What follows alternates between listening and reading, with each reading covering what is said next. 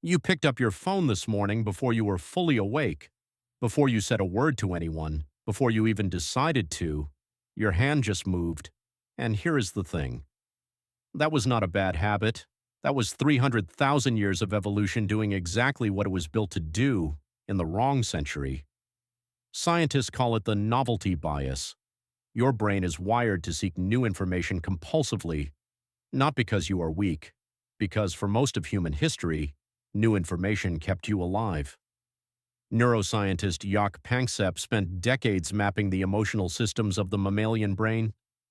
One of the most powerful systems he identified was what he called the seeking system, a dopamine-driven circuit that compels you to search, explore, and investigate your environment constantly, not just when you are hungry, always.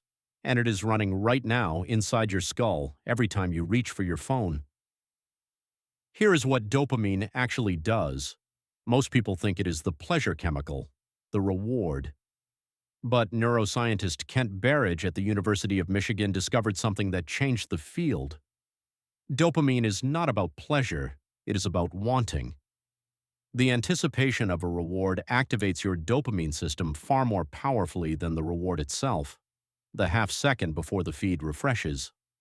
That is when the spike happens, not after, before. Your brain is not chasing satisfaction, it is chasing the possibility of satisfaction, and possibility never runs out. In the ancient world, that made sense. A brain that never stopped scanning for new information was a brain that survived. You noticed the unfamiliar footprint. You caught the flicker of movement everyone else missed. That compulsive pull toward novelty was not a flaw, it was the entire point. Now place that brain inside a device delivering an infinite, algorithmically optimized stream of novel stimuli designed by engineers whose entire job is to hold your attention as long as possible. You were never going to win that fight.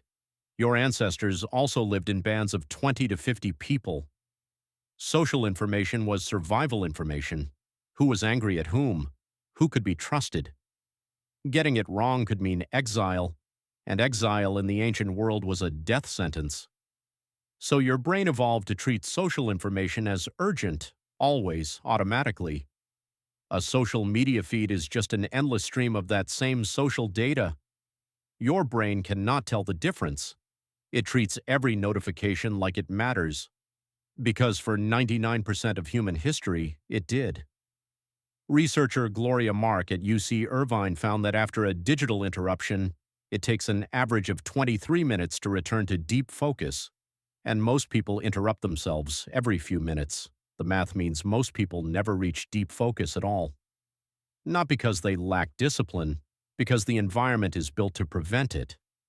Your phone is not a neutral tool, it is an environment. And like every environment your ancestors lived in, it shapes your behavior without asking permission. The most effective fix is not internal, it is structural. Remove the phone from sight and usage drops significantly. The cue disappears. The seeking system has nothing to latch onto. You do not need to resist, you just need to change what is visible. Your brain is not broken, it is ancient. It is doing exactly what it was built to do in a world it was never designed for. You picked up your phone this morning before you were fully awake. Your hand just moved. Now you know why.